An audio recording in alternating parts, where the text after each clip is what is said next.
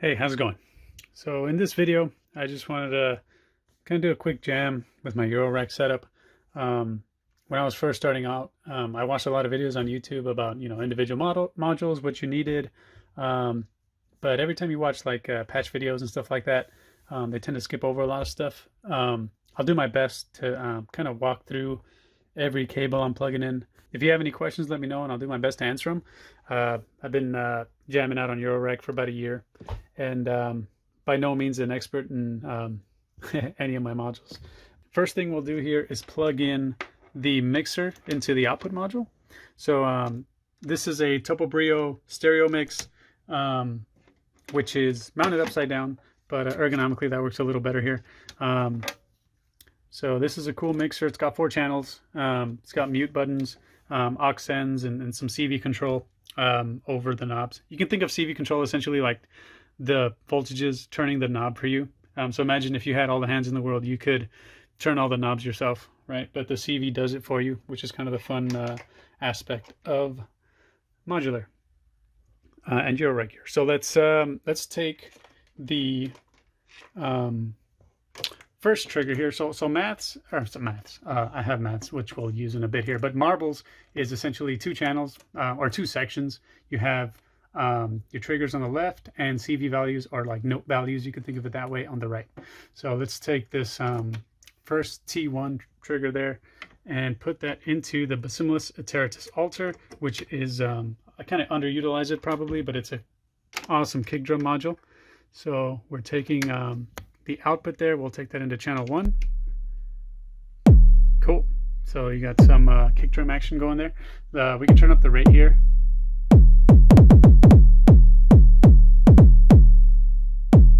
When you have marbles in these red options, you can kind of click through those. But red gives you really cool like drum and clap or snare patterns. So let's take, see if this will reach. That's not long enough. We'll take trigger 2 here, or 3 actually, into Plonk. So right now I have a clap on Plonk. So Plonk is by Intellijel, and another drum module. It makes all kinds of drums. That's a little bit more of like a menu divey module. So it's got a screen and stuff like that. So let's go ahead and plug that into our second channel. There we go. So we got something going there. Again, that's all marbles. So awesome little drum pattern. Simple enough, right? So let's say we want to add an effect here to the clap. I have a Happy Nerding FX8 here. So there's a reverb queued up on there. So we'll put our Plonk into the... there's an output and an input there. There we go. Let's turn that down a bit. So just a little reverb there on the clap.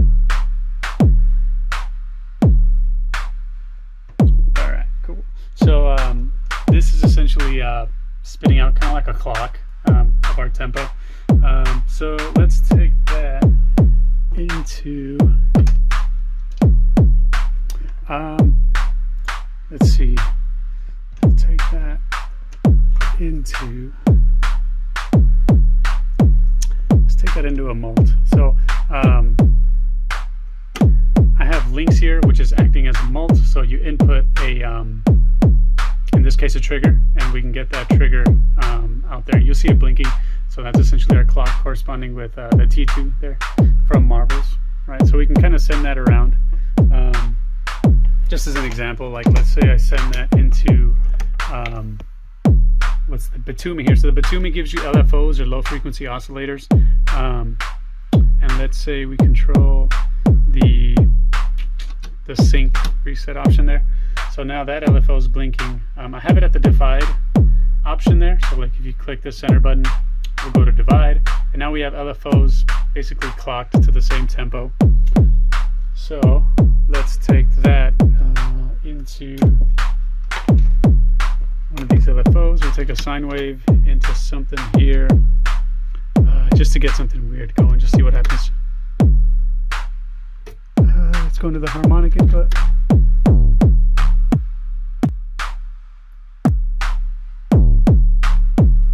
so that's not doing much.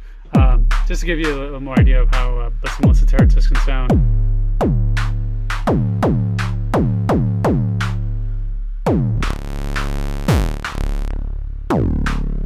See, this thing gets pretty wild. So that's just the morph knob, the spread knob, and the fold knob.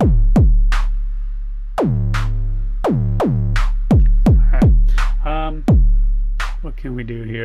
Let's go ahead and set up like a voice. So before we do that, let's take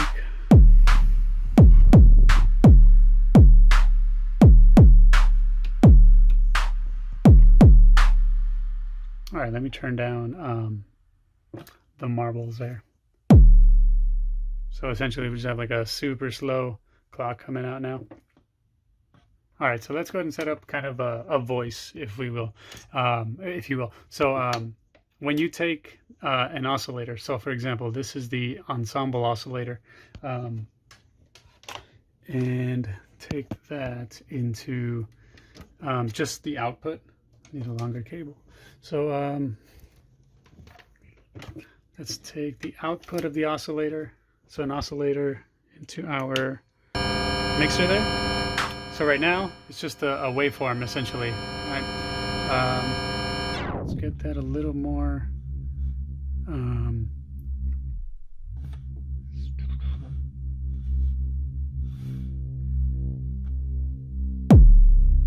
So this sounds pretty cool, like just as a drone, when you just have an oscillator.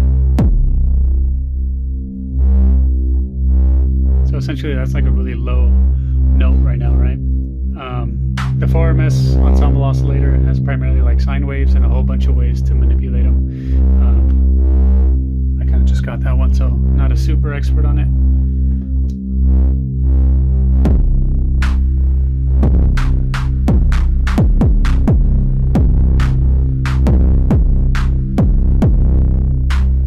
That's pretty cool, right? So let's say, turn that rate down again. So let's say if we take the output of the oscillator and we put that into what's called a VCA. So I have one right next to it, right?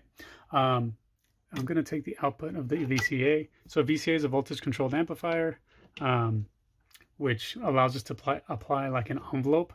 So an envelope is going to open up a gate, or when a gate's high, play the sound for the duration of the envelope, close it down. So we'll use maths as an envelope, but what we need to do first is get like some kind of pattern going. So I'll take my clock into what's called the Integra Solum, which is another pattern generator. It's a clock divider. So I'm going to take this clock that I have coming from marbles into the mult, and I'm going to put that into Integra Solum. So there's a clock input there. So you'll see that when I turn up the rate on marbles, you'll see the Integra Solum start to blink. So these are all essentially different divisions of the clock. So let's see if we find a cool one there to control an envelope.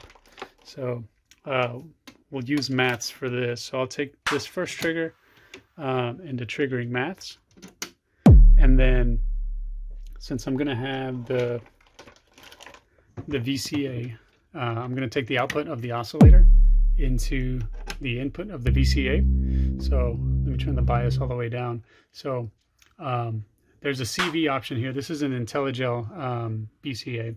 So we'll take the output of the maths envelope on channel 1 and use that to control the CV. So we should hear the oscillator now based on this pattern. Let's turn down the drums a little bit. There we go. So at the moment, there's no pitch, there's no note values going into the oscillator. So these are note values. Let's see if we get something cool from marbles there.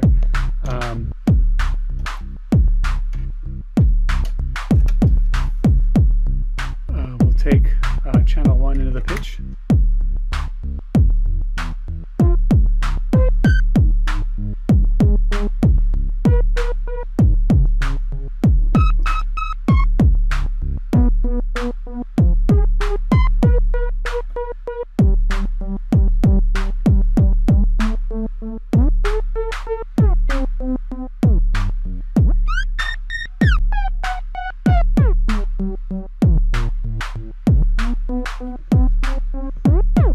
Around the oscillator a little bit.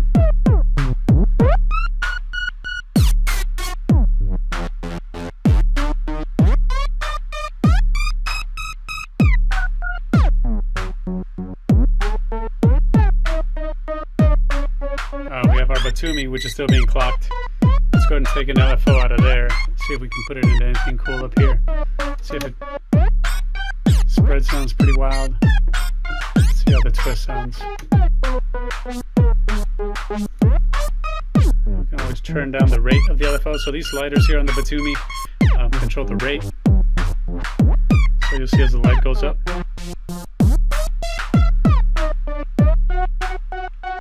So right now on mats, these values, let me turn down the drums.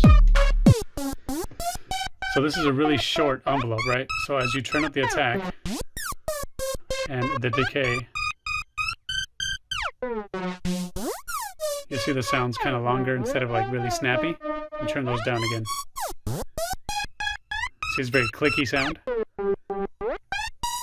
So if I turn that all the way to the right, it's kind of like before where we have the oscillator, just you can hear it the whole time, but with the envelope here. So you get a little more control over it, right? And then it's pretty cool with this Integra, you can just change like this knob here and it'll change the pattern.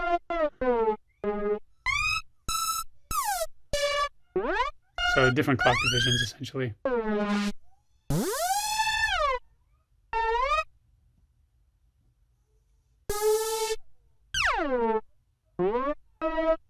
Let's turn the drums back up. And let's turn the envelope a little bit down.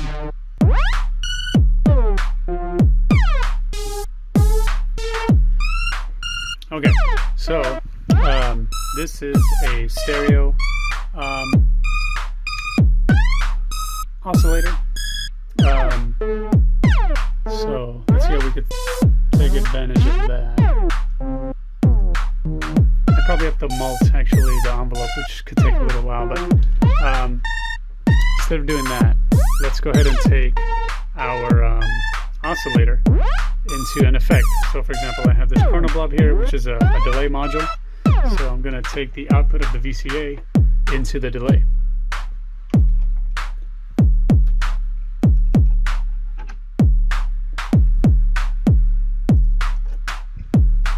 So that'll go into the left channel, and then we'll take the output of left. So right now it's going to be pretty wild. We still have our clock being multiplied here, so take that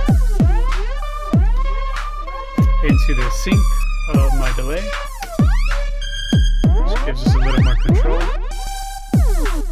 or clock delay essentially.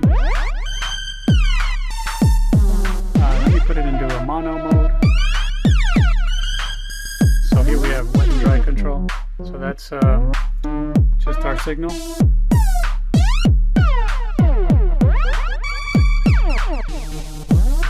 And this will probably work a little better if we turn down our envelope.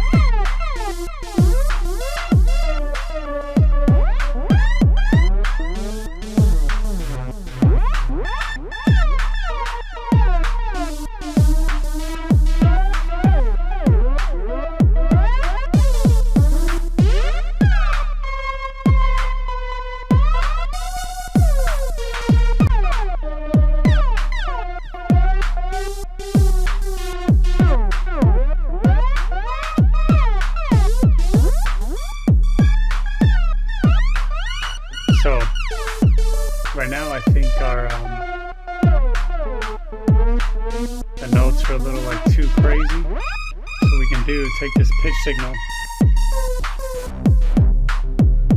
and kind of limit how its range essentially.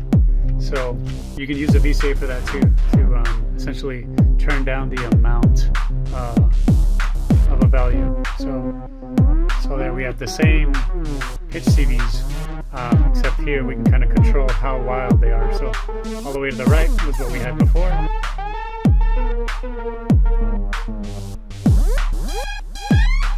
But you can control it here. How much do you want the notes to change? And if we wanted it to be like quantized or something like that, I didn't even tune the oscillator, just to kind of dive into it and see what we get. Sometimes I don't worry about tuning, but you can always tune your oscillators with like a phone app, or I actually have what's called the Intellijel scope here, so I use that as a tuner sometimes.